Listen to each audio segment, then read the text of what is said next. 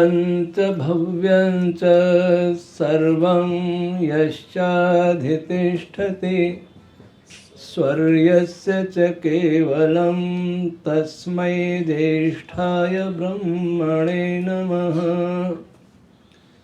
यस्य भूमेः प्रमान्तरिक्षमुतोदरं दिवं यश्चक्रे मूर्धानं तस्मै ज्येष्ठाय ब्रह्मणे नमः।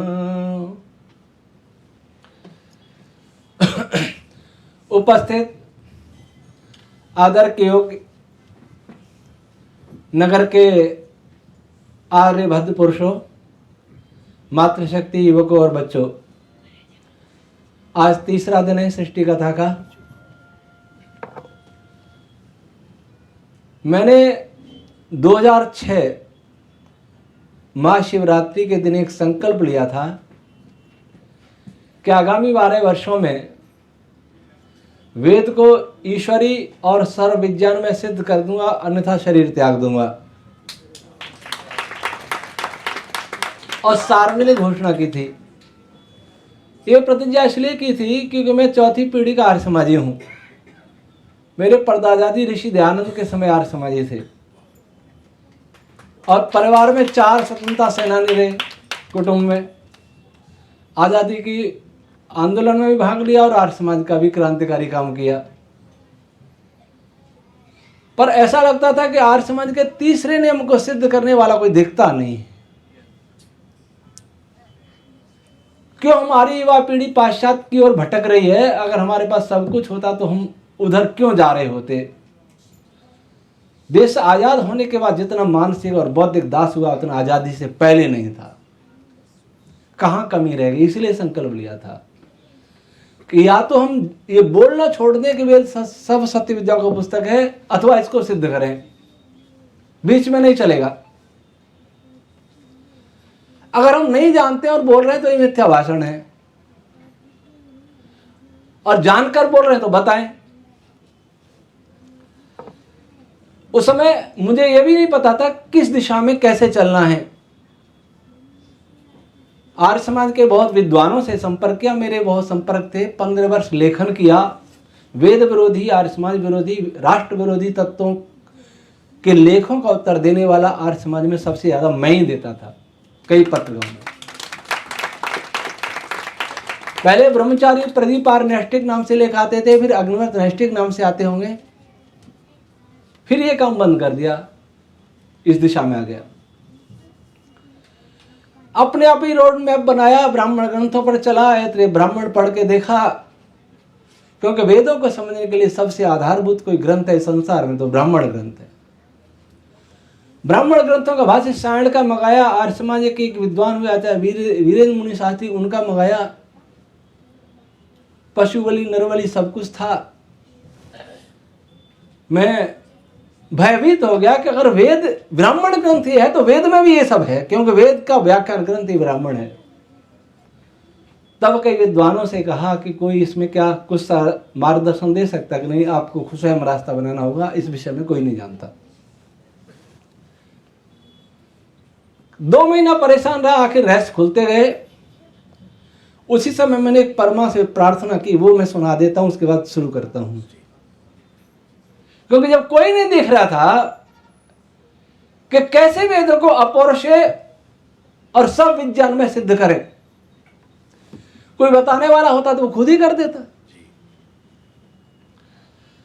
जब जब जैसी परिस्थिति मेरे सामने आई वैसा मैंने उसको पद्य के रूप दिया, उसको सुनाकर मैं आगे चलता हूं। इतनी शक्ति मुझे दे न भगवन, मेरा विश्वास बढ़ता ही जाए। इतनी शक्ति मुझे दे न भगवन, मेरा विश्वास बढ़ता ही जाए। पुण्य पथ पर चलूं मैं सदा ही, पाप मन में भी आने न पाए। इतनी शक्ति मुझे दे न भगवन। आज जीना जगत में कठिन है, हे नाथ मैं जानता हूँ, पाप दूषण की नदियाँ हैं गहरी, मैं भी निर्बल ये भी मानता हूँ, किंतु आया शरण जो तुम्हारी, कभी डूबने वो न पाए, इतनी शक्ति मुझे दे न भगवन।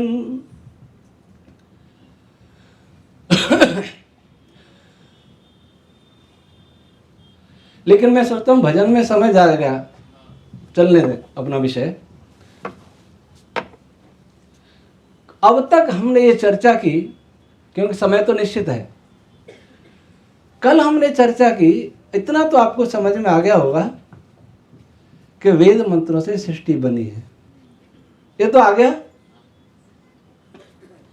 और ये आपने यहां शायद पहली बार सुना है, हैं?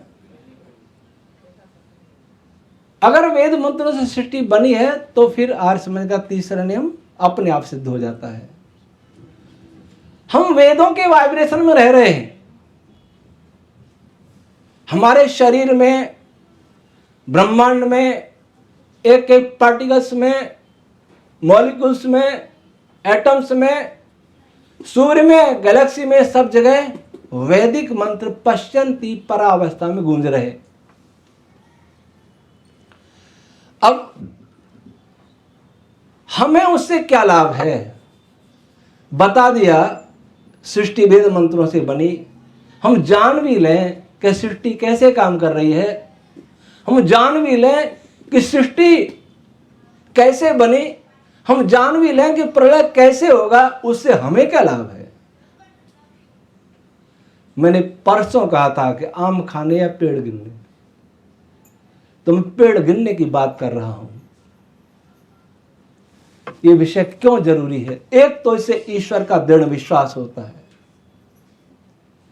मैंने कल कहा था ईश्वर का हमें विश्वास नहीं, अग्नि का विश्वास है। आग में हाथ नहीं डालते, लेकिन ईश्वर को जानते हुए भी, संध्या करते हुए भी, हवन करते हुए भी, पूजा करते हुए भी, अनेक उपवास व्रत आदि करते हुए भी, और मुस्लिम हज यात्राएं करते हुए भी, ईसाई प्रार्थना करते हुए, सब कुछ करते हुए भी, अगर हम झूठ बोलते हैं, अगर हम ईर्ष्या करते हैं, अगर हम क्रोध करते हैं, अगर हम किसी से द्वेष करते हैं, अगर हम हिंसा करते हैं, इसका अर्थ है कि कहीं ना कहीं हमारे अंदर ईश्वर का विश्वास कमजोर है।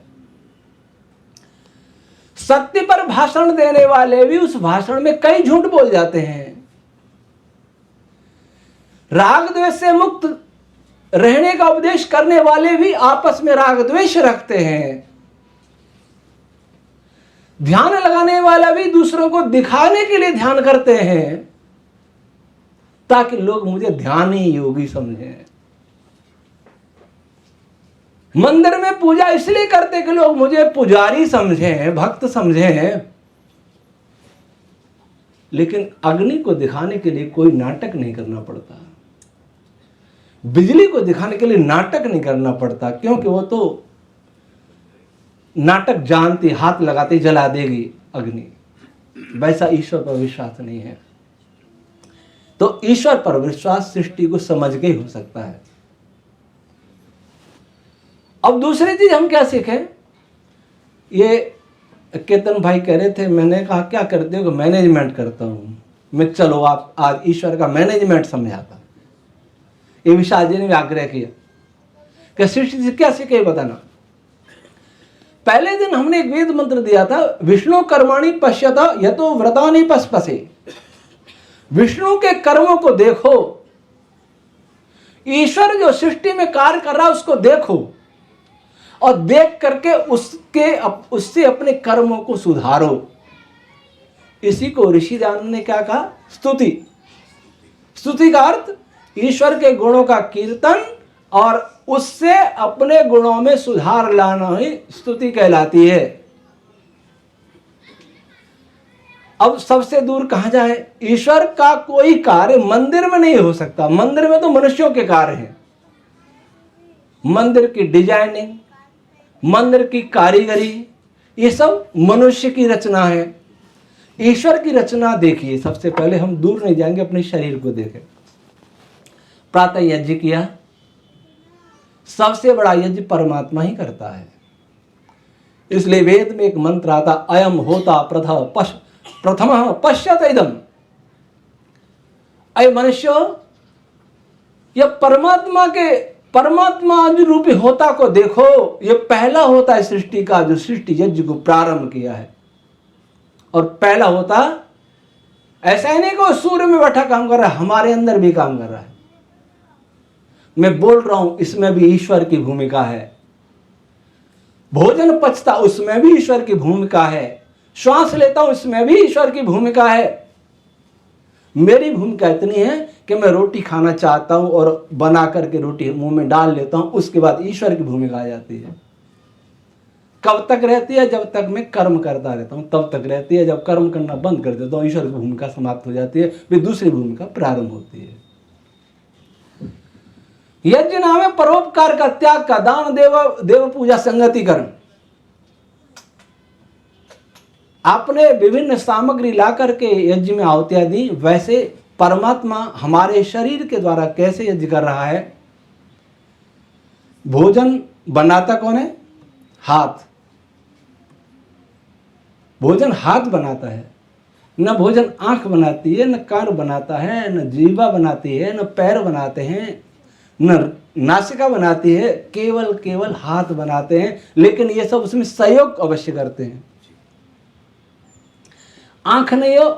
और ये भोजन मैंने कल बताया था, भोजन वहां से शुरू होता, किसान के खेत से प्रारंभ होता है भोजन बनना। अब सबकी थाली में किसान का पसीना है, मजदूर का पसीना है। तो हाथ ने भोजन बनाया, चाहे हल चलाया, चाहे फसल की कटाई की, गेहूं निकाला, सब्जी निकाली, रसोई में लाए, जो भी किया हाथ ने किया। और इसमें सहयोग किसने किया? आंख ने देखने का काम किया, नाक ने सूंघने का काम किया कि खराब तो नहीं है। पैर ने चलने का काम किया, जो काम हाथ करते थे। पैर मस्तिष्क जहां ले जाना चाहता था वहां पैरों को ले जाता, पैर नहीं ले जाते, हाथ एक जगह बैठ के क्या करते। और सबको नियंत्रित करने का कार्य मस्तिष्क कर रहा था। ये सब मिलकर के यजन कर रहे थे, एक दूसरे का सहकार कर रहे थे। और सहकार करके सुंदर भोजन की थाली आई। न हाथों ने खाया, न आंख ने खाया, न पैर ने खाया, न कान ने खाया, न नाक ने खाया। जिन्होंने कमाया उन्होंने नहीं खाया, उसको खिलाया जिसने कुछ नहीं किया, मुख ने खाया। सही है कि नहीं? ये मैनेजमेंट देखिए परमात्मा का। हाथ खाते भी कैसे? उनकी खाने की योग्यता नहीं है। नाक खाती कैसे? उसकी तो सूंघने की योग्यता, खाने की योग्यता नहीं है। पैर कैसे खाते? नासिका कैसे खाती? त्वचा कैसे खाती? और इंजेक्ट कर देते तो भी मर जाते। भोजन जूस निकाल करके इंजेक्शन लगा दे तो भी मर जाते। अर्थात संपत्ति पर उसका अधिकार है जो उसका सदुपयोग करता है। केवल कमाने वाले का अधिकार नहीं है। कमाने वाले का अधिकार होता तो भोजन ही हाथ खाते, मुंह को नहीं देते। किसको दिया? जिसने नहीं कमाया, कुछ भी नहीं किया, उसको दिया। और क्या कहा? इदं मुखाय स्वाहा, इदं मुखाय इदं मम। हाथों ने प्रतिनिधि बन के कहा, इदं मुखाय स्वाहा, मैं आहुति तेरे लिए दे रहा हूं, मुख के लिए दे रहा हूं, मेरा नहीं है। मेरा भी नहीं, आंख का नहीं, कान का नहीं, पैर का नहीं, ये मुख तेरे लिए दे रहा हूं। अगर मुख को न देता तो हाथ भी मरते, कान सब कुछ मरता। इसलिए ईश्वर का मैनेजमेंट देखिए, किसको दिया? जिसका जो उसका उपभोग कर सकता है, सदुपयोग कर सकता है। और मुख ने क्या किया? स्वाद लिया, लेकिन अपने पास वो भी न रखा, कुछ और मिलाया, उसमें लार मिलाई। लार अगर नहीं आवे तो भोजन पचेगा ही नहीं। स्टार्च का पाचन मुंह से प्रारंभ होता है। हम चिड़िया नहीं है जो निगल लेंगे पछता रहेगा अंदर। बैल भी पचाते हैं मुंह से, जुगाली करते हैं, मुखरे। और दिया भोजन देखिए, देने वाला ऐसा देता है ताकि अगला सदुपयोग कर सके। हाथों ने खेत की मिट्टी को उठा के मुंह में नहीं डाली, न मुट्ठी भर गेहूं उठा करके मुंह में डाल दिए, ऐसा बना के दिया जो मुख के काम आ सके। ईश्वर का मैनेजमेंट कहता है किसी को दो तो उसको दो जो सदुपयोग कर सकता है, और उसको भी उस रूप में दो जिसका वो सीधा उपयोग कर ले, उसको करना ना पड़े। मुख ने चबाया, लार में एंजाइम से वो मिले और इतना चबाया कि वो पेट के काम आ सके। और मुख ने भी हवन किया। मुख कहने लगा इदम उदराय स्वाहा, इदम उदराय इदं मम। ये आरती में उदर को देता हूं, फेफड़े को नहीं देता, क्योंकि फेफड़ा उसका उपयोग नहीं कर पाता। एक ही नली, वही श्वास नली जुड़ती है, वही ग्रास नली जुड़ती है। वो ग्रास नली में गया, श्वास नली में चला जाए तो क्या होगा? मर जाएगा उसी समय। हमारे गांव में 2 मौत हुई। खाना खाते खाते श्वास नली में चला गया, अटक गया, मर गए। दोनों वृद्ध थे। कितनी परमात्मा ने बढ़िया व्यवस्था की। एक नली के 2 दरवाजे, एक बंद हो जाता है, दूसरा खुलता है। खाते रहते हैं, श्वास भी लेते रहते हैं, निकलते भी रहते हैं। कैसे मैनेजमेंट हो रहा है? ईश्वर का प्रबंधन कैसे हो रहा है? एक ही नली में 2 दरवाजे, एक श्वास लेते तो वो खुल जाता है, निकलते तो वो खुल जाता है, और दोनों साथ साथ होते हैं। हमें लगता है साथ साथ हो रहा है। तो फेफड़े के दरवाजे में नहीं गया, ग्रास नली में गया, ग्रास नली के द्वारा आमाशय में चला गया। आमाशय में जाके आमाशय ने क्या किया? आमाशय ने सोचा कि जो मुख ने दिया है वो इतना बढ़िया नहीं है कि उसको रक्त में मिलाया जा सके, इसको और पीसूं, कुछ पाचन छोटी आंतों में भी होगा। ऐसा ऐसा पीसा उसको, ऐसा मथानी चलाई अंदर आमाशय में कि वो छोटी आंत के काम आ सके। पाचक रस मिलाए, अग्नाशय से आए, लीवर से आए, और मिलकर के बढ़िया पेस्ट बना करके छोटी आंत में धकेल दिया, आंतों के लिए स्वाहा कर दिया। और आंतों ने भी, छोटी आंतों ने भी मिक्स किया। फिर उसमें से अवशोषण किया। आंतों ने सोचा कि ऐसा मैं रक्त में मिला दूं तो रक्त खराब हो जाएगा, आदमी मर जाएगा। इसको ऐसा बना करके देना चाहिए रक्त के काम आ सके। रस चूस करके जो रक्त के काम आ सके, रक्त में मिल गया। इदम रुधिराय स्वाहा, इदम रुधिराय इदं मम। रुधिर में गया, रक्त में गया। रक्त क्या करता है? सारे शरीर में एक एक कोशिका को परोसता है भोजन। जैसे आप भोजन परोसते हैं, वैसे रुधिर परोस रहा है। एक तो यह रुधिर परोस रहा है और एक फेफड़ा परोस रहा है। फेफड़ा ऑक्सीजन लेता है, अपने पास नहीं रखता, रक्त को दे देता है। उस ऑक्सीजन को भी हर कोशिका को रक्त बांटता रहता है। और सबसे ज्यादा मस्तिष्क में, सबसे ज्यादा रक्त ऑक्सीजन किसको चाहिए? मस्तिष्क को चाहिए। इसलिए मानसिक श्रम करने वालों को खूब प्राणायाम करने चाहिए। ऑक्सीजन किसने ली? फेफड़े ने, नाक के द्वारा। और सबसे ज्यादा कौन खा रहा है उसको? मस्तिष्क। कमा कोई रहा, खा कोई रहा है। वह झगड़ा नहीं हो रहा है। दूसरे अंग नहीं कह रहे कि मस्तिष्क को क्यों दे रहे हो ज्यादा। हृदय नहीं कह रहा कि मैं रक्त अपने पास ही रखूंगा। फेफड़ा शुद्ध करके हृदय को दे देता है, हृदय अशुद्ध रक्त को फेफड़े को दे देता है। दोनों सहकार से काम कर रहे हैं और सब मिलकर के ऐसा काम कर रहे हैं कि प्रत्येक अंग को जितनी आवश्यकता उतना ही मिले, उतना ही रस मिलना चाहिए, उतना ही रक्त मिलना चाहिए, उतनी ऑक्सीजन मिलनी चाहिए, और अनावश्यक पदार्थ बाहर निकल जाने चाहिए। पसीने के द्वारा, मलमूत्र के द्वारा, थूक के द्वारा ये सब बाहर निकल जाता है श्वास के द्वारा।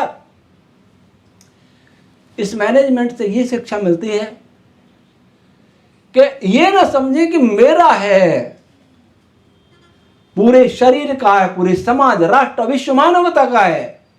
ईशावास्यम इदम सर्वम यत् किंच जगत्यान जगत तेन त्यक्तेन भुंजीता मां गृधः कस्य सुधनम। ये हमें सृष्टि सिखाती है कि संपदा पर उसका अधिकार है जो उसका अच्छा सदुपयोग कर सकता है। जो दुरुपयोग करता है, शासन को चाहिए कि उसकी संपत्ति जब्त कर ले। इसलिए महात्मा विदुर ने कहा था कि संसार में दो व्यक्ति बड़े पत्थर बांध के गले में समुद्र में डुबो देना चाहिए। बड़ा पत्थर इसलिए तैर के ना आ जाए ऊपर। ऋषियों की बात पर हम श्रद्धा करना चाहिए कि श्रद्धावान जय, वो बहुत महान लोग थे। हम इतने अहंकार में भर जाते हैं कि उनको कुछ समझते ही नहीं है, अपने अपनी गाते रहते हैं। एक तो वह धनवान जो लोक कल्याण के लिए दान नहीं देना चाहता, और वह निर्धन जो कष्ट नहीं सहना चाहता, परिश्रम नहीं करना चाहता। धनी को यह प्रबंधन यह सिखा रहा है कि लोक कल्याण के लिए देना सीखो, क्योंकि यह ईश्वर का है। और निर्धन को सिखाना चाहता है कि धनवान से ईर्ष्या मत करो, तुम भी परिश्रम करो, तुम भी धनवान बन सकते हो। और नहीं बन पाओ किसी प्रारब्धवश तो दुख सहना भी सीखो। काट छांट के समानता वेद नहीं कहता। वेद समान अवसर की बात करता है, समान अधिकार की बात नहीं करता, समान कर्तव्य की बात करता है। और निकट देखें, बगीचे में खड़े हुए किसी पेड़ पर विचार कर। वृक्ष खड़ा है, आम का है, जामुन का है, इमली का है, एक मीठा है, एक खट्टा है, एक कड़वा है। कहां से ले रहे हैं? जड़। वही मिट्टी है, वही पानी है, वही हवा है, वही प्रकाश है। चार ही चीज काम आ रहे हैं पेड़ के। जड़ें उस भूमि से वो लेती हैं जो उसके लिए आवश्यक है। आम की जड़ वह लेती है जो आगे मिठास पैदा करेगी। नीम की जड़ वह लेती है जो आके कड़वास पैदा करेगी। इमली की जड़ वह लेती है जो आके खटास पैदा करेगी। मिट्टी वही है। मिट्टी उनको दे रही है, उसको उनको वह दे रही है जो उनके काम आएगी। और जड़ उसे अपने पास ही रख ले तो, शरीर में पेट अपने पास ही रख ले तो, मुख अपने पास ही रख ले तो, मुंह सड़ेगा, गंध मारेगी, थूकोगे, साफ करोगे, कुल्ला दातुन करोगे, तब भी गंध नहीं मिटेगा। इसी में भरा रहा तो, और पेट में भरा रहा हो तो आप डॉक्टर के पास जाओगे, जाओ एनिमा लगवाओ, कुछ भी करो, ये निकले बाहर। वैसे जड़ अपने पास रख ले तो जड़ भी अपने पास नहीं रखती, और उस रूप में देती है। जड़ को क्या मिला था? जड़ को मिली थी मिट्टी, जड़ को मिला था पानी। मिट्टी और पानी में से ऐसा नहीं कि जड़ ने मिट्टी ऊपर पहुंचा दी, मिट्टी से वह तत्व लिए जो उस पेड़ के लिए आवश्यक थे, अब अनावश्यक को छोड़ दिया। और उन तत्वों को कहा कि यह तने के लिए है, मेरे लिए नहीं, मैं अपने पास नहीं रखूंगी। उस रूप में परिवर्तित करके देती है जो तने के काम आ सके। और तने में देखिए कोई मोटर नहीं लगी है, ऊपर कैसे चढ़ रहा है पानी खनिज।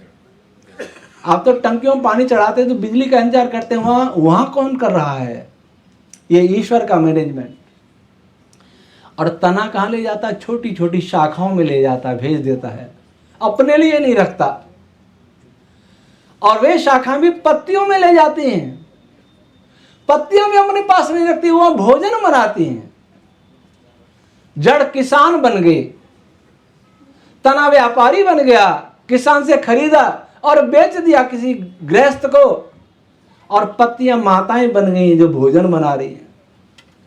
नीचे से जड़ ने दिया था वो सामग्री बनी, सूर्य का प्रकाश सामग्री बना और हवा सामग्री बनी, ऑक्सीजन को लिया और धूप को लिया और अंदर से मिन्नस को लिया और मिन्नस ये सब करके, वैसे पौधे कार्बन डाइऑक्साइड ज्यादा लेते हैं, ऑक्सीजन निकालते हैं, रात को उल्टा करते हैं। तो कार्बन डाइऑक्साइड से लिया, भोजन बनाया, लेकिन पत्तियों ने अपने पास नहीं रखा, वो कहीं और जगह भेज दिया, क्योंकि पत्तियां जानती हैं कि इसका मैं क्या करूंगी, मेरे पास संचय होने से क्या होगा। और कुछ पत्तियों में भी संचय होता है, वो पत्तियां ही बड़ी हो जाती हैं। नागफनी का पौधा देखिए, तो वो पत्तियां भी किसी के काम आती हैं, स्वयं के लिए नहीं होती, किसी की औषधि में काम आएंगी।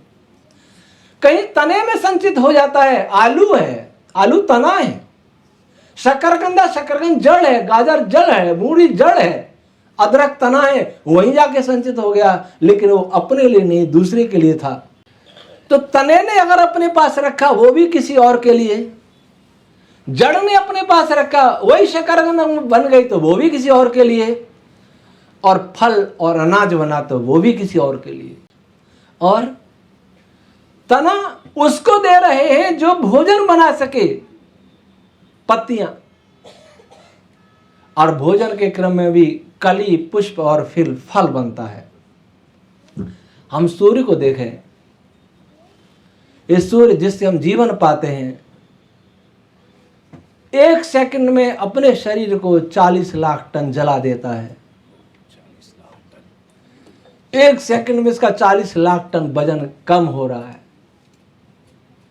जैसे दीपक जल रहा है, वैसे वो भी जल रहा है। हाइड्रोजन हीलियम में बदलने से मास में कमी आती है, वही कमी ऊर्जा में बदलती है। और ऊर्जा में कैसे बदलती है? पहले तो इकट्ठा करता है। सूर्य का बाहरी परत, हमारे निरुक्त भाष्य में सूर्य के विषय में बहुत है। मैंने इसरो के साइंटिस्ट को कहा था, जब आदित्य नहीं छोड़ा था, कि मैं निरुक्त का भाष्य कर रहा हूं और बहुत सारा कर दिया है, अब तो सब गया वेदार्थ विज्ञानम नाम से, आप खरीद भी सकते हैं, ऑनलाइन पढ़ भी सकते हैं, 2070 पृष्ठ का है। vedicfish.org हमारी वेबसाइट है, वैदिक फिश यूट्यूब चैनल है।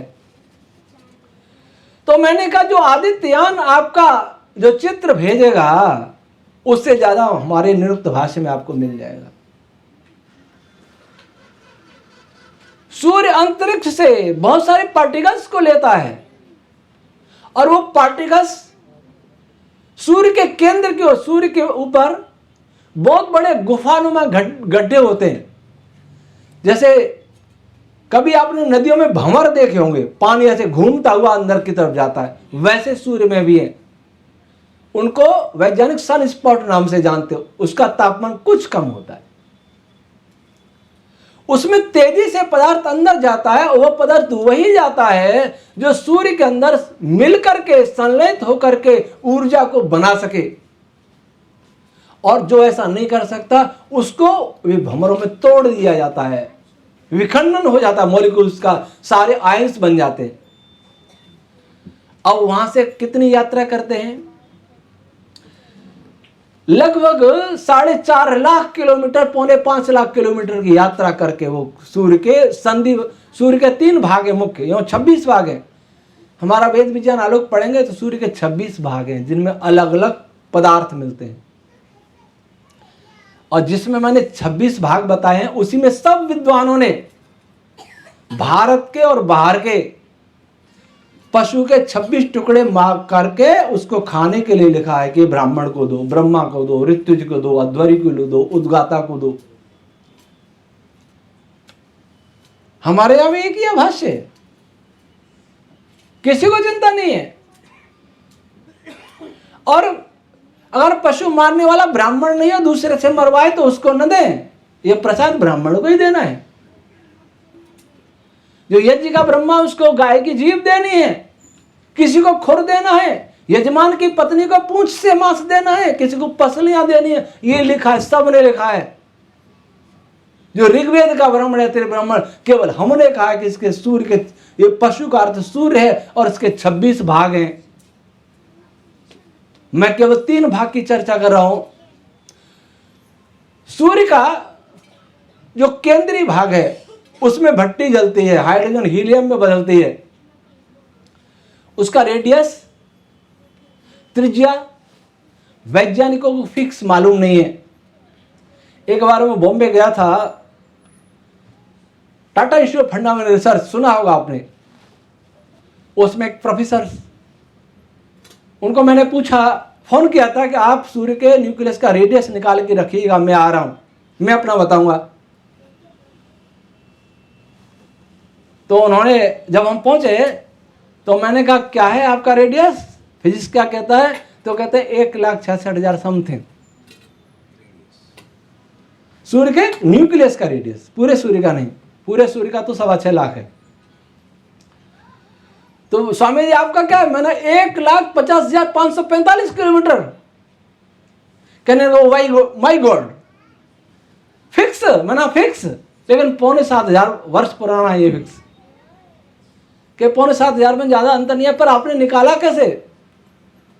मैं कैसे निकाला ये बताऊं, वो समझ में नहीं आएगा। पर एक लाइन है ऐतरेय ब्राह्मण में, और उसका सबने अर्थ किया है। सुने संस्कृत के विद्वान हो यहां तो, दुनिया के किसी भी ऐतरेय ब्राह्मण का भाष्य ले लीजिए, किसी के भी विद्वान के, आर्य विद्वान हो या पौराणिक विद्वान हो, देशी हो या विदेशी हो, उसका अर्थ किया है यहां से सूर्यलोक इतनी दूर है कि उसको वहां जाने में एक घोड़ा 1,000 दिन में पहुंचेगा। समझ गए? सूर्यलोक इतनी दूर है कि एक बलवान घोड़े पे बैठ के जाएं तो 1,000 दिन लगेंगे। ये अर्थ किया सबने, और मैंने उसका अर्थ उसी से निकाला कि सूर्य के न्यूक्लियस की दूरी 1,50,545 किलोमीटर। तो वैज्ञानिक बोले कि स्वामी जी कैसे निकाला? मैंने कहा प्रोफेसर साहब आपका साइंस सरल है और ये कठिन है। क्यों कठिन है? आप इलेक्ट्रॉन पढ़ें, मैं संस्कृत में और वेद में तो सारे पद यौगिक होते हैं। एक पद के कई अर्थ होते हैं।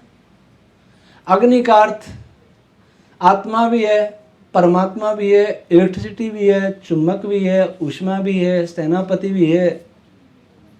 कौन सा अर्थ ग्रहण करना, वही देखना है।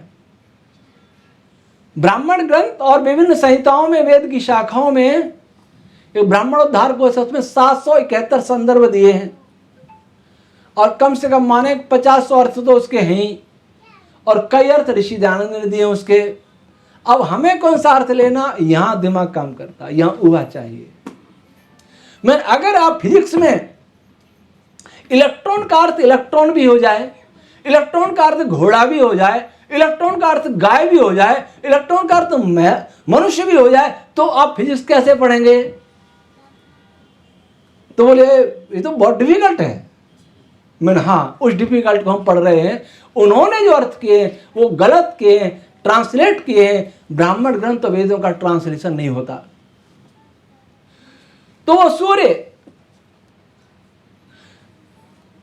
सूर्य बाहर से पार्टिकल्स को अंदर भेजता है, और 3 भाग हैं। जो एक भाग उसका न्यूक्लियस है जिसका रेडियस 1 लाख, मतलब 1.5 लाख लगभग किलोमीटर, 1.5 लाख किलोमीटर हो गया। उसके बाहर कुछ रीजन, उस क्षेत्र है, उसको संधि भाग कहते हैं। और उसके ऊपर वाला, उसका रेडियस लगभग पौने 5 लाख किलोमीटर, या थोड़ा कम 4.5 लाख किलोमीटर माने। वो 4.5 लाख किलोमीटर वाला भाग ऐसे घूमता रहता है, न्यूक्लियस अलग घूमता है। जैसे साइकिल में वियरिंग अलग घूमती है और पहिया अलग घूमता है, उसके ऊपर फिसलता रहता है पहिया। तो सूर्य का ऊपरी विशाल भाग जो फिसलता रहता है, और दोनों की गति अलग होती है। तो ऊपर से जो पदार्थ आता है तो संधि भाग के ऊपर आता है, फिर वह चौकीदार बैठा दिया परमात्मा ने। चौकीदार कहता है यहां वही एंट्री करेगा जो अंदर काम आ सके, बिना काम के बाहर। जैसे चौकीदार बैठे ना सोसाइटी में, बिना काम, किससे काम है? तो वहां यज्ञ हो रहा है, यजन किया, वहां से लाए। अब वो संधि, वो चौकीदार उन पार्टिकल्स को अंदर जाने देगा जो पार्टिकल ऊर्जा बनाने में सहयोग करेंगे, नहीं तो वापस चले जाओ। अब कुछ ऐसे होते हैं चाहते हैं सहयोग करना, पर सहयोग करने लगे उनको तोड़ भी देता है संधि भाग। कुछ वहां टूटते हैं, कुछ ऊपर टूट के आते हैं, और वो आगे केंद्र के लिए स्वाहा कर देता है। केंद्र में जाकर के अपने सूर्य में हाइड्रोजन हीलियम में बदलता है, और बड़े सूर्य में जाकर के आयरन तक बदलाव होता है और भी संलयन होता है। उसमें मास में कमी आती है तो पार्टिकल, ऊर्जा कौन सी बनती है, कौन सी किरणें बनती है, गामा रेज। गामा रे दीवारों पार हो जाएगी, ऐसी किरणें बनती हैं, बहुत ऊर्जा होती है उसकी। अगर वो गामा रेज हम तक आ जाए तो धरती का वनस्पति और प्राणी सब नष्ट हो जाएंगे। बहुत तीक्ष्ण होती है, एक्सरे भी कैंसर कर देती है। एक्सरे डालते रहो अपने पास, घंटे भर देखो क्या होता है। गामा रे तो उससे भी तीक्ष्ण है, स्टील को भी पार कर लेती है गामा रेज। तो गामा रेज वहां बनती है, लेकिन गामा रेज हमारे लायक नहीं है, तो वहां परमात्मा दूसरी व्यवस्था करता है। वो गामा रेज को धरातल नहीं, वो सूर्य के बाहरी तल पर आने में 1,00,000 किलोमीटर, 1,00,000 वर्ष लगते हैं। 1 सेकंड में प्रकाश कितना चलता है, 3,00,000 किलोमीटर, और 4.25 लाख, 4.5 लाख किलोमीटर चलने में लगा उसको 1,00,000 वर्ष, जबकि उसको 3.5 सेकंड में आ जाना चाहिए था बाहरी तल तक, पर नहीं आता। अंदर जो भरा हुआ मटेरियल, जो कण है, उनसे टकरा टकरा के आता है, और एनर्जी अपनी ऊर्जा को बांटता आता है, थोड़ा तू भी ले, थोड़ा तू भी ले, थोड़ा तू भी ले, ऐसे तू भी ले यज्ञ करता करता बाहर आ जाता है, तो प्रकाश में बदल जाता है। कैसा मैनेजमेंट है, ऊष्मा में बदल जाता है। तो इसलिए उसको 1,00,000 किलोमीटर, 1,00,000 वर्ष तक घुमाया ईश्वर ने, ताकि वो हमारे काम आ सके, वनस्पतियों के काम आ सके, सब कुछ नष्ट न कर दे। और फिर वो वहां से केवल 8 मिनट 18 सेकंड में धरती पर आ जाती, 15 करोड़ किलोमीटर की दूरी करके। 4.5 लाख किलोमीटर चली 1 वर्ष में, और 15 करोड़ चली 8 मिनट 18 सेकंड में, क्योंकि वहां टकराव नहीं हुआ, सीधी आ रही है, रोड साफ है, हालांकि पार्टिकल है कुछ, पर बहुत कम है। अब प्रश्न उठता है कि ये भी परमात्मा ने भूल कर दी। ये प्रकाशी किरण बनाता भीतर तो क्या दिक्कत हो रही थी उसको,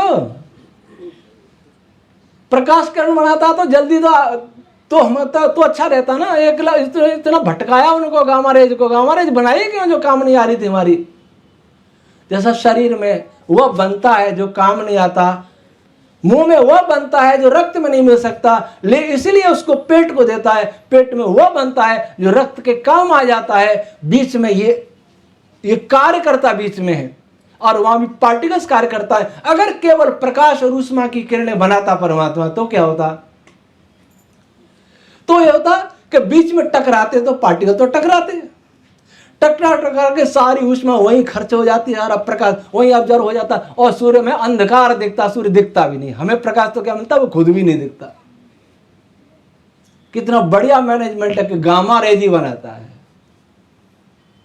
इतनी ऊष्मा सोखता है, इतनी ऊष्मा सोखता है, इतनी एनर्जी सोखता है सूर्य का बाहरी भाग, कि प्रकाश रह जाए। कितना छान के किया, जूस निकाला, कचरा सारा निकाल दिया, दूध में से घी निकाला, इतना छाना, इतना छाना, इतना छाना, केवल घी रह जाए जिसका हवन कर सके, छाछ न रहे, छाछ अलग कर दी। छाछ को छाछ वालों ने पी लिया, कुछ को दूध, कुछ ने दूध पी लिया, कुछ ने छाछ पी ली, बचा घी हवन में काम आ गया। अब अगर पार्टिकल नहीं सोखते तो क्या होता है, बीच में जो आया उन्होंने उनको बांटता रहा, नहीं बांटता नहीं, वो छीन लेते। और दूसरी बात, बांटता नहीं तो क्या होता कि वो पार्टिकल्स की गर्मी समाप्त हो जाती, सूर्य ठंडा हो जाता, वो अंदर से ऊर्जा बन रही है और वो ऊर्जा सूर्य के बाहर जो सोख ली जा रही है, उससे सूर्य आज तक गर्म बना हुआ है, नहीं वो ठंडा हो जाता और सूर्य समाप्त हो जाता है। और दूसरी बात, अगर सूर्य ठंडा हो जाता और अंदर पार्टिकल्स फिर भी बनता रहता और ठंडा होकर सूर्य सिकुड़ता, एक तरफ तो गामा रेज का प्रेशर है, एक तरफ गुरुत्व बल का प्रेशर है, दोनों बैलेंस किए हुए हैं। छत गिरने वाली हाथों से रोक रखा है, एक बलवान बैठा है जो हाथों से रोक रखा है। वो बलवान वही है जो उसकी एनर्जी लेकर के नहीं, वो प्रेशर है गामा रेज का, वो प्रेशर गामा रेज के इतने सारे वजन को साधे हुए, कितना वजन है, उस सारे वजन को गामा रेज जो प्रेशर बन रहा है वो थामे हुए, नहीं तो सूर्य सिकुड़ के खत्म हो जाता है। और वो आज सूर्य इस प्रकार से 40 लाख टन अपना समाप्त करके वजन खून जला करके हमको ऊर्जा दे रहा है, प्रकाश दे रहा है। इस मैनेजमेंट को हम सीखें। चंद्रमा देखिए, 24 घंटे सूर्य तपता है तो क्या होता है, रात को चंद्रमा आता है और चंद्रमा भी सूर्य के प्रकाश से प्रकाश लेता है और सारी ऊष्मा सोख लेता है। चंद्रमा कहता भाई दिन में बहुत गर्मी सही, अब गर्मी निकाल लेता हूं, फिर भी तुम्हें प्रकाश दे रहा हूं कि देख तो सको, प्रकाश तो दे रहा हूं पर गर्मी नहीं दे रहा ताकि शांति मिल सके रात में। और चंद्रमा की शीतलता, चंद्रमा की चांदनी पौधों के बहुत काम आती है, इसलिए चंद्रमा को सोम प्रधान कहा जाता है। चंद्रमा की शीतलता में बहुत सारी वनस्पतियों का निर्माण होता है, बहुत सारे रसों का निर्माण होता है, निरुक्त में आता है। और हमारे शरीर में भी चंद्रमा की चांदनी बहुत लाभदायक है।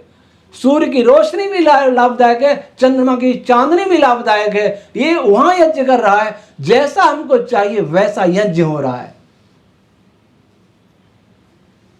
केवल चंद्रमा सूर्य नहीं, सारे जितने गैलेक्सियों के और दूसरे भी तारे हैं हमारे गैलेक्सी में, उन सब का प्रकाश हमारे पास आ रहा है, हम उसको देख नहीं सकते। दिन है, इसका अर्थ ये नहीं कि तारे नहीं आसमान में, उनका प्रकाश भी आ रहा है, उनकी गुरुत्वीय तरंगें भी आ रही हैं, उनके अंदर से न्यूट्रिनो भी आ रहे हैं जो हमारे शरीर से आर पार निकलते हैं। न्यूट्रिनो ऐसा होता है, इस पृथ्वी के आर पार भी जा रहा है सूर्य से निकल के, कोई हस्तक्षेप, वो किससे टकराता नहीं है। फोटोन कैसे चलता है, ऐसे चल के ऐसे, और न्यूट्रिनो कैसे चलता है, ऐसे दौड़ता जाता है, किसी से नहीं टकराता।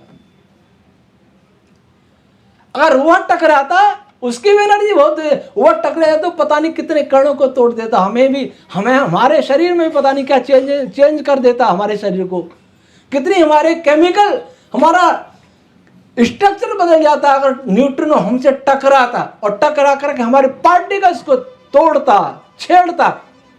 लेकिन परमात्मा ने ऐसा यज्ञ कर रहा है कि न्यूट्रिनो आते हैं और चले जाते हैं। क्या भूमिका उनकी, उनको अभी तक कोई नहीं जानता कि न्यूट्रिनो वहां से आके हमें क्या दे रहे हैं, टकरा भी नहीं रहे तो क्या दे रहे हैं, ये अभी तक किसी की जानकारी भी नहीं है। उन गैलेक्सियों से या उन तारों से आने वाला प्रकाश भी हमको प्रभावित कर रहा है। हर तरंग ऊर्जा दे रही है, कोई भी तरंग ऐसी नहीं है जिसमें ऊर्जा नहीं है।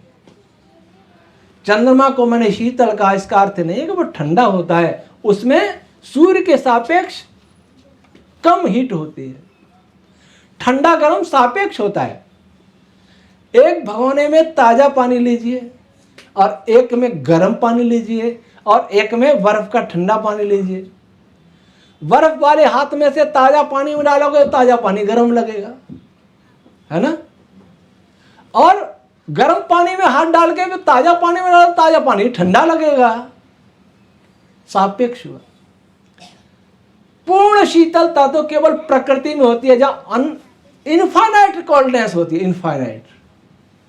मैंने कल भी कहा था 0 डिग्री केल्विन नहीं, इनफाइनाइट शीतलता।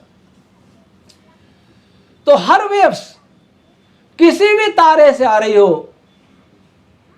किसी भी उपग्रह से आ रही हो जो सूर्य के प्रकाश से हमारी धरती में टकरा के वापस भेज दिया तरंगों को, सूर्य की किरणों को।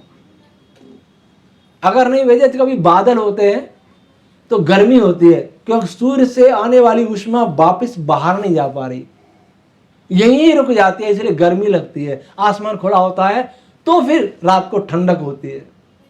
गर्मियों में अगर बादल हो जाए तो रात को भी गर्मी लगेगी आपको, और बादल खुले हो तो रात को धरती की गर्मी निकल जाएगी, बहुत कुछ निकलने की कोशिश करती है।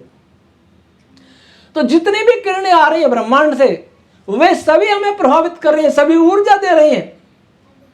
अगर वो ना आवे तब भी धरती का तापमान बदल जाएगा।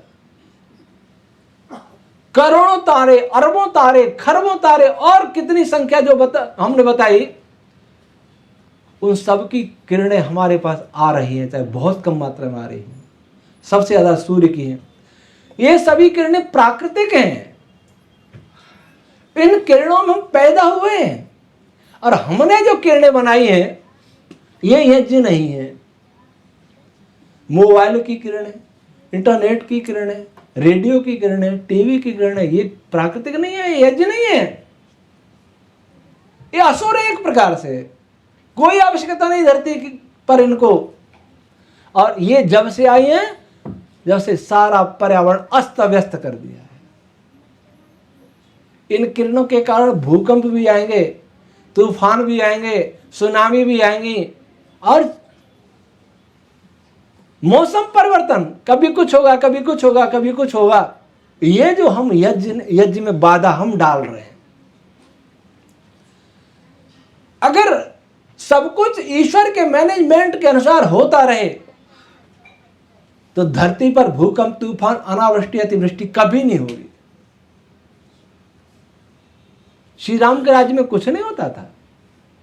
वाल्मीकि रामायण में आता है, न कोई रोगी होता था, समय पर वर्षा होती थी, जब चाहते जब वर्षा होती थी, कोई सिंचाई नहीं करनी पड़ती थी, फूल फल बहुत उत्तम कोटि के हुआ करते थे, सभी मनुष्य निरोग थे, बलवान थे, बुद्धिमान थे। क्यों? क्योंकि सब कुछ ईश्वर के मैनेजमेंट के अनुसार चल रहा था। जब से हमारे हाथ में मैनेजमेंट लिया, परमात्मा ने तो हमें इसलिए भेजा था कि उसके मैनेजमेंट में काम करो। अगर किसी संस्था के सीईओ के निर्देश के बिना कर्मचारी करने लग जाएंगे तो उस कंपनी का क्या होगा? ये सीईओ साहब बैठे, इनके निर्देश के विपरीत अगर कर्मचारी करने लग जाएंगे तो कंपनी डूब जाएगी। सारे ब्रह्मांड का सीईओ परमात्मा है, सारे ब्रह्मांड का चेयरमैन परमात्मा, यो अध्यक्ष। उसके मैनेजमेंट के विपरीत हमने अपनी बुद्धि लगाए, लेकिन उसके मैनेजमेंट के अनुकूल लगाए, प्रतिकूल नहीं लगाए। उन रेडिएशन के लिए हम बने थे, इन रेडिएशन के लिए हमारे शरीर डिजाइन नहीं किए गए, और जिनके लिए डिजाइन नहीं किए वो हम बार बार भर रहे हैं सुविधाओं के नाम पर, तो उसका परिणाम भयंकर होगा। वनस्पतियों का डीएनए बदल रहा है, मनुष्यों का डीएनए बदल रहा है, पशु पक्षियों का, गाय आक्रामक हो रही है, कुत्ते आक्रामक हो रहे हैं, और मनुष्य भी आक्रामक होते जाएंगे। एक डीएनए विश्लेषण जी न्यूज में सुना कि वनस्पतियों का डीएनए बदल रहा है। कौन बदल रहा है, क्यों बदल रहा है, ये जानकारी नहीं है। कुछ हो जाए तो कहेंगे क्लाइमेट चेंज। अरे पर क्लाइमेट चेंज किया किसने? सारा दोष तो कार्बन डाइऑक्साइड को देंगे। हमने ईश्वर के मैनेजमेंट से सीखा नहीं, उसमें रहना सीखा नहीं, उसकी मर्यादाओं का पालन करना सीखा नहीं, इसलिए यह सारा दुख हो रहा है। जिस काम के लिए हमें हाथ दिए, जिस काम के लिए हमें इंद्रियां दी, अगर हम वही काम करते, उतना ही करते जितनी ईश्वर की मर्यादा है, और ईश्वर की मर्यादाओं का पालन करने वाला ही आर्य कहलाता है।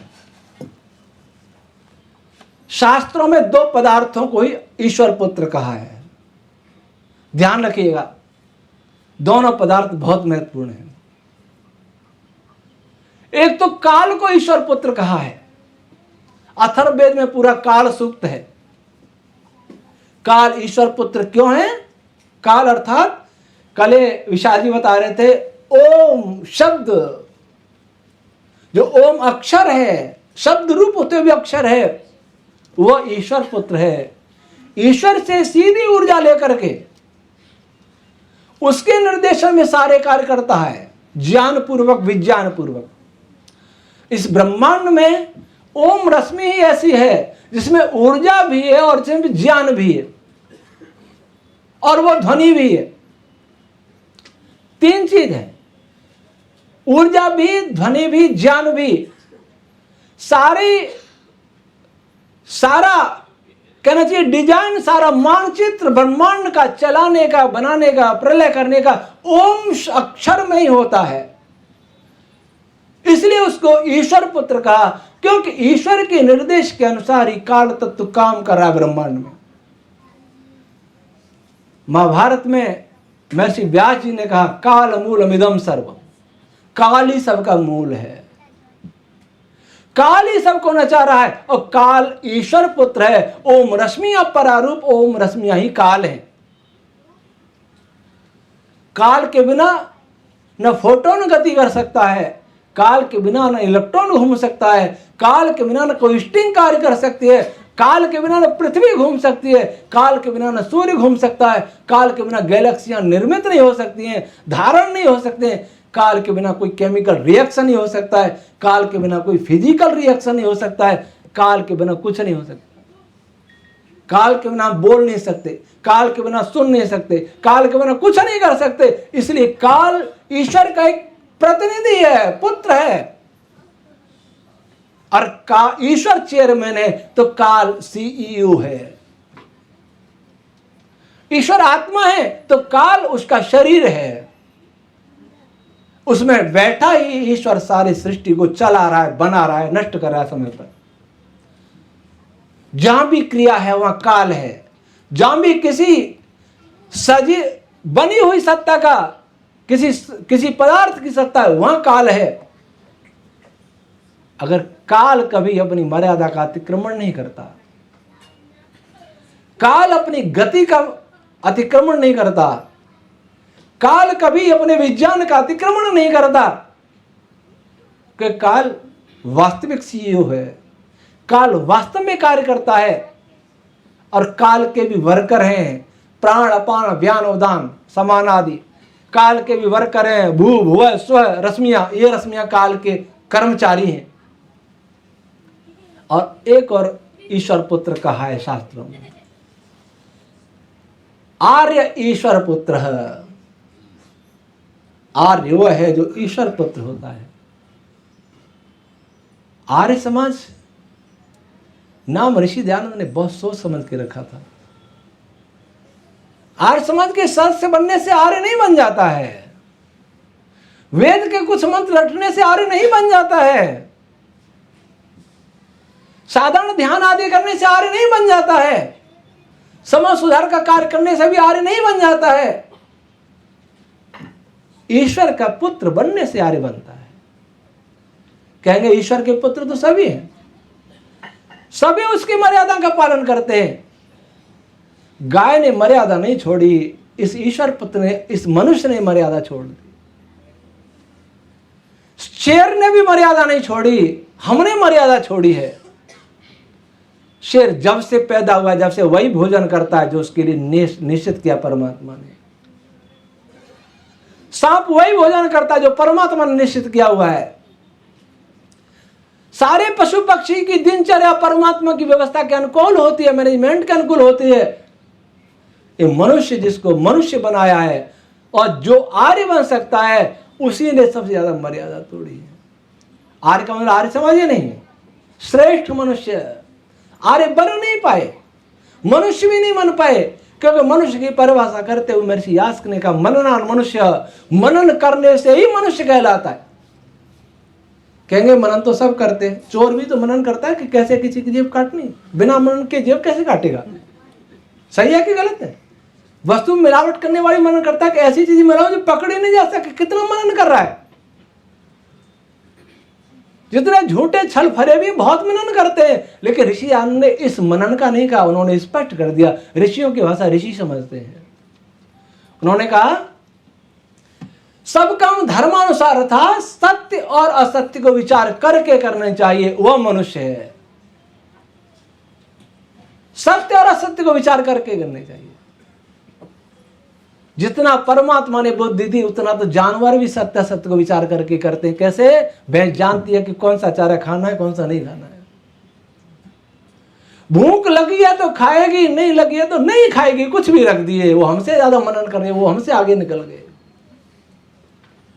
मनुष्य का कर्तव्य सत्य असत्य को विचार कर, ब्रह्मांड को जाने, सृष्टि को जाने, सृष्टि में ईश्वर के कर्मों को देखे, ईश्वर के मैनेजमेंट को देखे। वो हमने नहीं देखा। वो केवल हमारा ही अधिकार था, वो केवल हमारा ही अधिकार क्षेत्र था, वो हमारा ही सामर्थ्य था, पर हमने सामर्थ्य का उपयोग नहीं किया, हमने दुरुपयोग किया।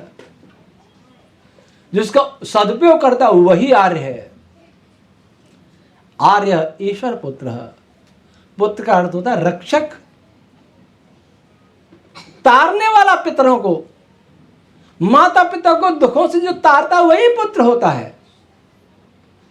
संतान किसको कहते हैं? जो अपने माता पिता के अच्छे कार्यों को फैलाता है, सम्यक रूप से विस्तार देता है, वह संतान कहलाती है।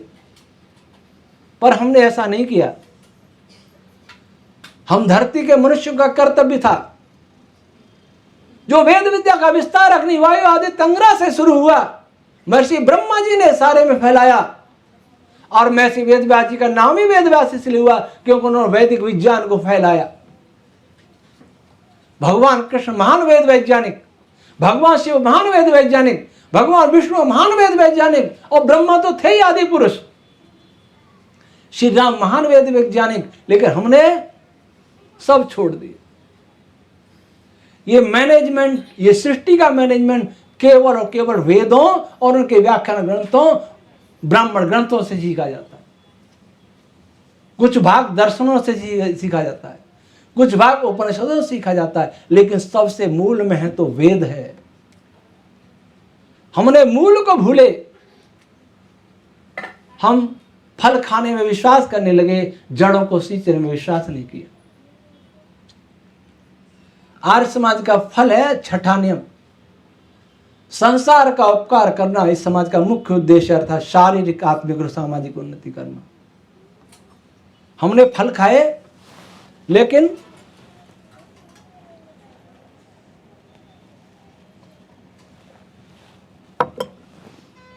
पहला नियम और तीसरा नियम जड़ था। सब सत्य विद्या और जो पदार्थ विद्या से जाने जाते हैं उन सबका आदिमूल परमेश्वर है। बड़े बड़े लोगों को मैंने इस पहले नियम में भटकते देखा, इसका अर्थ भी उनको पता नहीं। एक कहने लगे मेरे से, प्रिंसिपल थे, आर्य समाज का बहुत स्वाध्याय था, एक माता जी वृद्धा थी, तो कहने लगी स्वामी जी एक बार अजमेर में कि स्वामी जी बहुत विद्वान से पूछा, ये समझ में नहीं आ रहा कि सत्य विद्या और पदार्थ विद्या दो कौन कौन सी विद्याएं हैं। ध्यान से सुनिएगा। सब सत्य विद्या और जो पदार्थ विद्या से जाने जाते हैं उन सबका आदिमूल परमेश्वर है। उसमें कह रही है दो विद्या आ रही हैं, एक सत्य विद्या और पदार्थ विद्या। मैं माता जी आपको किसने कहा इसमें दो विद्या आ रही है? सब सत्य विद्या और जो पदार्थ रुकिए, विद्या से जाने जाता। कौन सी विद्या? जो सत्य विद्या बोली। सब सत्य विद्या और जो पदार्थ उस विद्या से जाने जाते, सत्य विद्या से, उन दोनों का आदिमूल परमेश्वर है। अर्थात ब्रह्मांड और ब्रह्मांड को जानने का जो विज्ञान है, उन दोनों का मूल परमेश्वर है। ब्रह्मांड भी उसी ने बनाया है और ब्रह्मांड को जानने का विज्ञान भी उसी ने दिया है। ये पहला नियम बता रहा है। आज इस मंत्र में दो बातें कही हैं कि सृष्टि की उत्पत्ति बिना ईश्वर के नहीं हो सकती, उसका मूल परमेश्वर है। और दूसरी बात कही है कि ज्ञान, भाषा और ज्ञान की उत्पत्ति भी बिना ईश्वर के नहीं हो सकती। दोनों बातें क्या हम सिद्ध करने योग्य हैं संसार में, विशेषकर वैज्ञानिक युग में? इसके लिए बहुत परिश्रम करना पड़ेगा, इसके लिए सृष्टि जाननी पड़ेगी। जो हमने वैदिक रश्मि सिद्धांत दिया उसके अलावा कोई मार्ग नहीं है हमको वेद को ईश्वरी सिद्ध कर सके। कल हम बता रहे थे ईश्वरी सिद्ध करने के लिए ये भी कहते हैं, डार्विन के विकासवाद का खंडन करेंगे कि ज्ञान अपने आप नहीं हो सकता, ज्ञान का विकास नहीं हो सकता। ज्ञान का विकास, भाषा का विकास, शरीर का विकास, तीनों मिथ्या धारणा है। परंतु अगर इसे सिद्ध भी कर दे तो भी यह सिद्ध कैसे होगा कि वह ज्ञान जो दिया वो यही वेद है। ये तभी सिद्ध होगा जब हम वेद मंत्रों से संसार को बना हुआ सिद्ध कर देंगे। इसलिए आर्य समाज का प्रथम नियम कि हम वेद को ईश्वरी सिद्ध कर दें और जगत का मूल भी ईश्वर सिद्ध कर दें। यह पहला नियम जड़ है और ईश्वर सिद्ध करने के साथ सब सत्य विद्याओं का पुस्तक है, यह भी सिद्ध कर दें। तो मैंने जो संकल्प लिया था वो यही लिया था, ईश्वरी अपौरुषेय सिद्ध कर दूंगा और सर्वविज्ञान में सिद्ध कर दूंगा। और इसको हमने बनारस हिंदू यूनिवर्सिटी के इंस्टीट्यूट ऑफ साइंस में इंटरनेशनल सेमिनार आयोजित कराने का माननीय डॉक्टर सत्यपाल सिंह जी उसमें मिनिस्टर थे, उच्च शिक्षा राज्य मंत्री, जो हमारे प्रधान संरक्षक के पहले मुंबई पुलिस कमिश्नर थे। उनको मैंने कहा, तो हमारे ट्रस्ट से जुड़े भी नहीं थे, पर वो साइंस के व्यक्ति है, केमिस्ट्री में PhD। वो तुरंत समझ के वेद विज्ञान आयोग छपने वाला था, प्रेस में देना था, कुछ प्रतियां उनको दिखाई और एक नोबेल पुरस्कार विजेता का मैसेज आया। हमारे प्रश्नों को तो उनके पास नहीं थे, इस समय तक नहीं देंगे, लेकिन उसके बाद भी हमने कहा अब दे दीजिए, उत्तर नहीं थे। इसी आधार पर इंटरनेशनल कॉन्फ्रेंस आयोजित की गई। वहां षड्यंत्र पूर्व राष्ट्रीय रह गई, लेकिन उन वैज्ञानिकों में जहां भारत के top cosmologist professor Jayant Vishnu Narlikar थे, पद्म विभूषण, उनके समक्ष हमने वेद को अपौरुषेय सिद्ध किया था। यह सिद्ध किया था कि वेद ब्रह्मांड वैदिक रश्मियों से बना है, यह सिद्ध किया था। और आधुनिक फिजिक्स पर, विशेषकर cosmology, particle physics, quantum field theory पर 80 प्रश्न पूछे थे, किसी प्रश्न का कोई उत्तर नहीं था उनके पास, वैज्ञानिकों के पास। और हमारी थ्योरी पर किसी ने कोई प्रश्न नहीं किया था।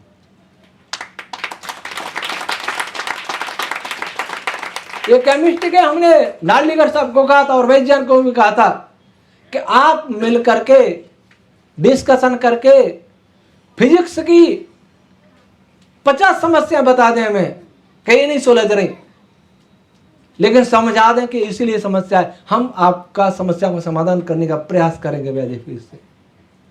नासा को भी लिखा था, नोबेल फाउंडेशन के चेयरमैन को भी लिखा था, विश्व के 27 देशों की टॉप 40 यूनिवर्सिटी के फिजिक्स डिपार्टमेंट के हेड को लिखा था। 9 प्रश्न भेजे थे, इनका समाधान क्या आपके पास है? अगर आपके पास नहीं है, अगर आप चाहेंगे तो मैं इनका समाधान वैदिक फिजिक्स के आधार पर देने के लिए तैयार हूं।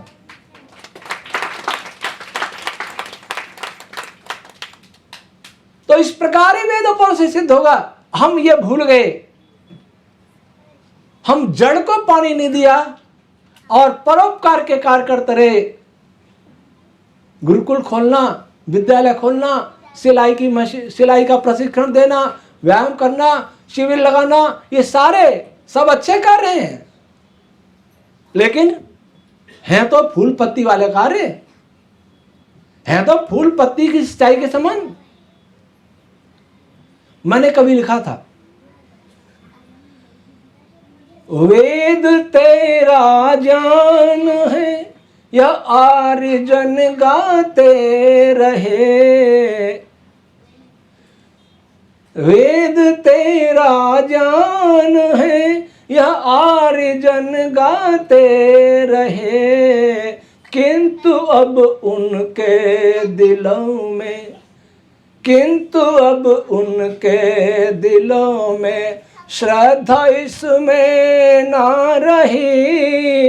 हे प्रभु अब तो बचा लो, नैया डूबी जा रही, क्या करूं कैसे करूं मैं, मति मेरी चकरा रही। हम छटपटाते थे कि वेद सिद्ध कैसे हो, सबको फोन करते, किसी को चिंता नहीं।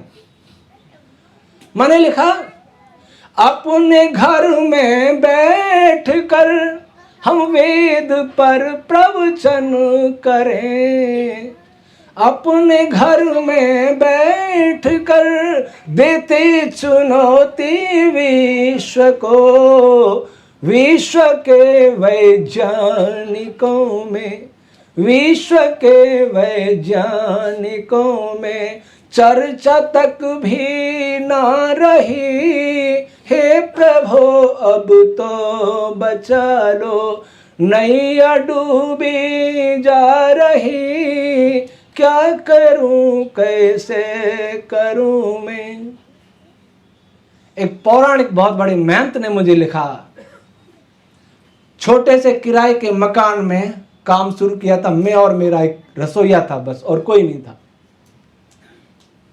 मेरे पास कोई ऐसा व्यक्ति नहीं था जो मेरे से चर्चा भी कर सके, न धन था न संगठन था, कुछ भी नहीं था।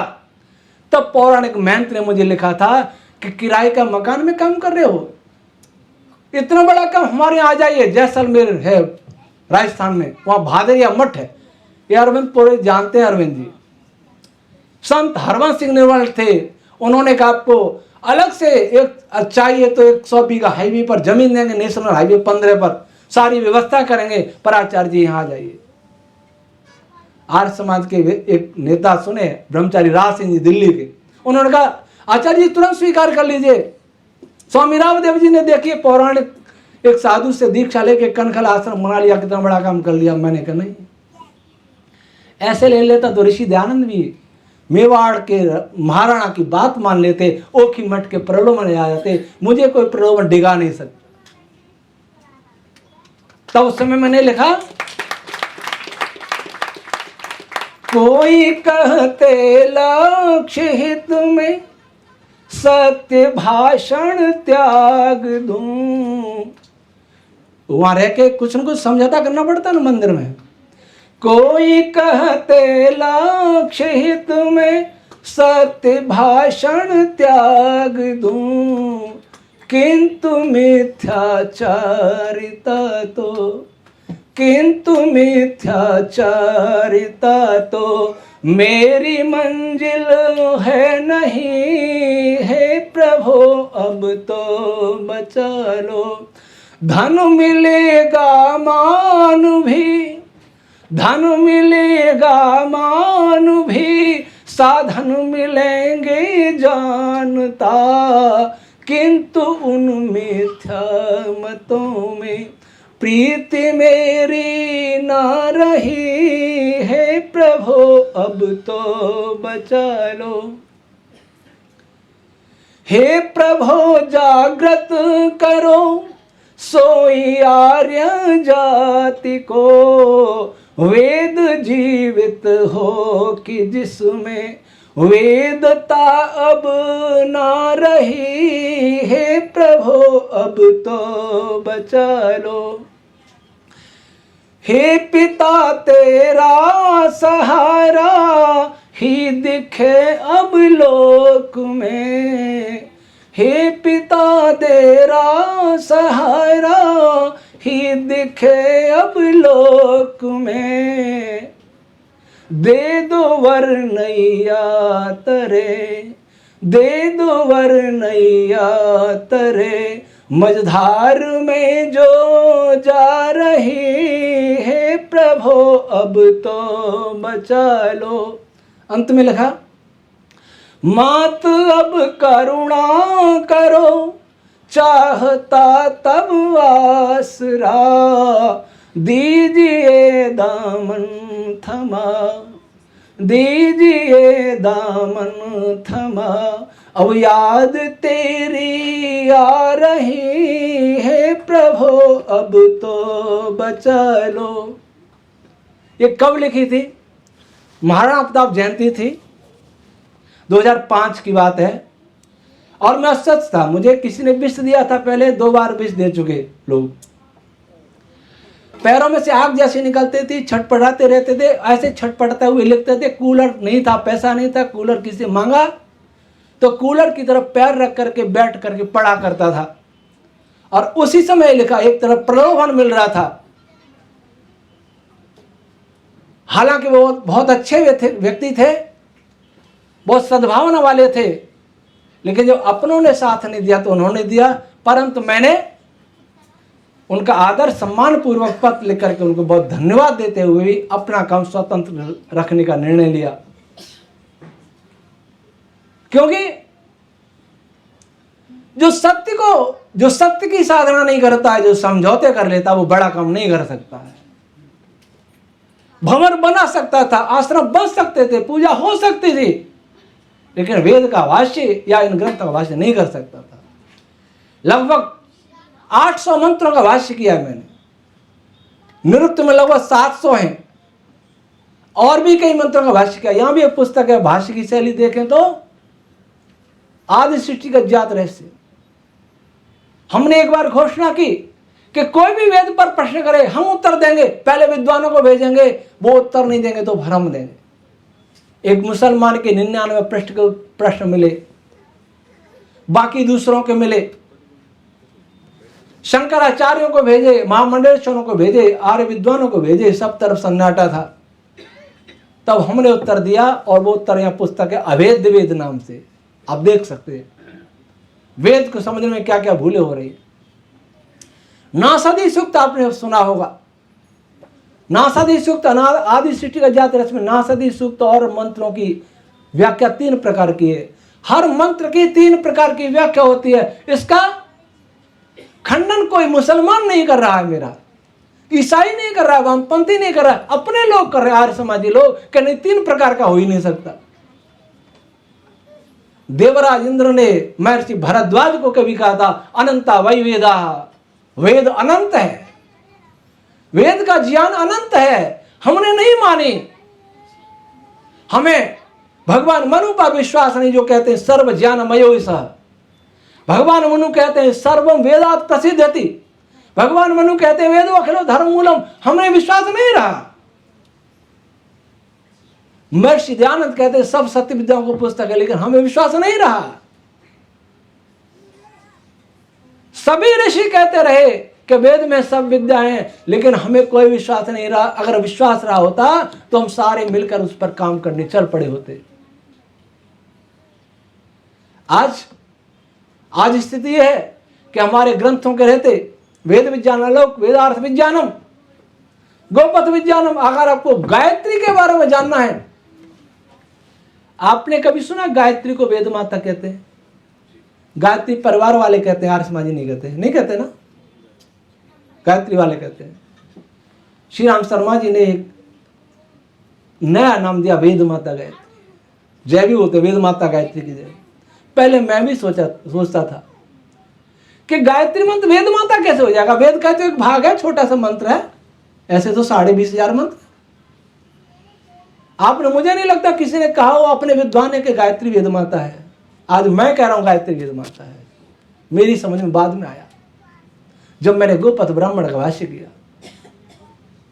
क्यों माता है? माता की परिभाषा हम पता ही नहीं है।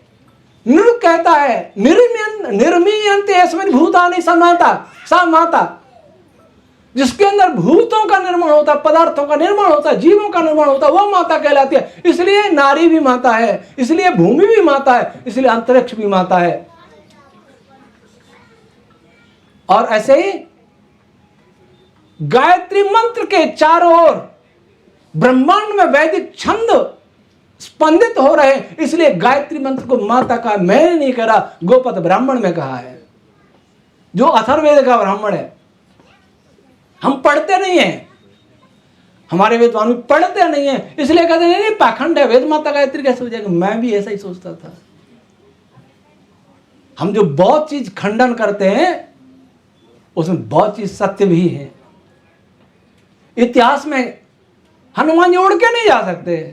अरे भाई, वैदिक रश्मि विज्ञान का पता ही नहीं है। आकाश गमन की सिद्धि सत्य है, वेदोक्त है और विज्ञान अनुकूल है। महादेव के स्वरूप को समझना है तो महाभारत पढ़िए महादेव जी का। योग दर्शन को समझना, सांख्य दर्शन को समझना है, अच्छी तरह से समझना है तो इनको तो पढ़िए ही, सांख्य और योग को, इनके भाष्यों को, महाभारत उठा के पढ़िए, जिसमें महादेव शिव जी के उपदेश देखिए, तब समझ में आएगा। हम बहुत सिकुड़ गए। अनेक लोगों ने गीता, उपनिषद और ब्रह्मसूत्र को प्रस्थान त्रयी कह दिया, हमारे पौराणिक बंधुओं ने। और हमने भी सोचा सत्यार प्रकार ऋग्वेद भाष्य का संस्कार भी 3 ही ग्रंथ, बाकी धरती को किसी की जरूरत नहीं है। हमने भी ऐसा ही सोच बैठे। कुछ ने सोच बैठे कि दर्शन ही बहुत है। दर्शन तो उपांग है, अंग भी है, और फिर मूल तो वेद है, ब्राह्मण ग्रंथ है। सब छोड़ दिया। इसलिए हमें बहुत सी बातें हैं जो सही हैं वो भी गप लगती हैं। आर्य समाजी पौराणिकों को मिलकर चलना होगा, उनको भी समझना होगा, इनको भी समझना होगा। इनके बीच में एक पतली रेखा है, बहुत बड़ी रेखा नहीं है। ये सब हमारे पूर्वज हैं, सब ऋषि मुनि हमारे महापुरुष हैं, और ये तो धरती के महापुरुष हैं। क्या दुनिया के 57 देश मुसलमान हो, चाहे ईसाई देश हो, चाहे कोई हो, सब हम ऋषियों की संतान हैं। जो जो भटकता गया, अलग होता गया, ऐसा लगता है आज हम भी भटकते जा रहे हैं। इसलिए हिंदू समाज आर्य समाज को मानता है कि एक संप्रदाय है जो स्वामी दयानंद जी ने शुरू किया था, जो किसी को नहीं मानता है। तिलोरा में मैंने कहा था, स्वामी सतपति जी थे और सब थे, हमने इनको कचरे के पेटी में डाल दिया, हम अपराधी हैं। तिलोरा पुष्कर में हम अपराधी हैं। हमें भगवान कृष्ण को वो सम्मान नहीं दिया जो जिसके वो अधिकारी है। हमने भगवान राम को वो सम्मान नहीं दिया जिसके वो अधिकारी है। और बाकी महापुरुषों को सम्मान का उनका नाम लेना भी हमारे यहां सुना भी नहीं जाता। भागवत का कथावाचक तो अनेक नाम तो लेता है ऋषियों के, गप सुनाता है, पर अनेक नाम ऋषियों के लेता है आदर पूर्वक। हम तो नाम भी नहीं लेते उनका। क्या भगवान परशुराम साधारण थे? क्या महर्षि भरद्वाज साधारण थे? क्या महर्षि वशिष्ठ साधारण थे? क्या महर्षि अगस्त्य साधारण थे? क्या देवराज इंद्र साधारण थे? क्या सनत कुमार साधारण थे? क्या देवर्षि नारद साधारण थे? ये कोई साधारण नहीं थे, बहुत असाधारण थे। हमें तो गर्व होना चाहिए कि हम इनकी परंपरा में जन्मे हैं, पर हम ही अपनी परंपरा को काटने लगे तो कौन बचाने आएगा? इसलिए आर्य समाज इसका नाम नहीं है कि मूर्ति पूजा नहीं मानता, अवतारवाद नहीं मानता, भूत प्रेतवाद नहीं मानता। ये इसका नाम आर्य समाज नहीं है। आर्य ईश्वर पुत्र है, जो ईश्वर के विज्ञान को जानता है वह आर्य है। और ईश्वर का विज्ञान सृष्टि से सीखा जाता है, वेद से सीखा जाता है, अन्य किसी ग्रंथ से नहीं। अन्य ग्रंथ तो सहायक हैं। समय हो गया है, 11 बज रहे हैं। आपने बहुत धैर्य से सुना, कठिन विषय को भी पचाने का प्रयास किया, और मुझे लगता है कि इस आर्य समाज में जो भी श्रोता हैं बहुत गंभीर हैं। ऐसे श्रोता कम होते हैं, बहुत गंभीर हैं। यहाँ अल्पेश जी होंगे, इनके घर भी देखा मैंने। ये जो काम कर रहे हैं बहुत अच्छा कार्य कर रहे हैं, और वे माता पिता भी धन्य जो उनके पास अपने बच्चों को भेज रहे हैं। आप सबका बहुत बहुत धन्यवाद।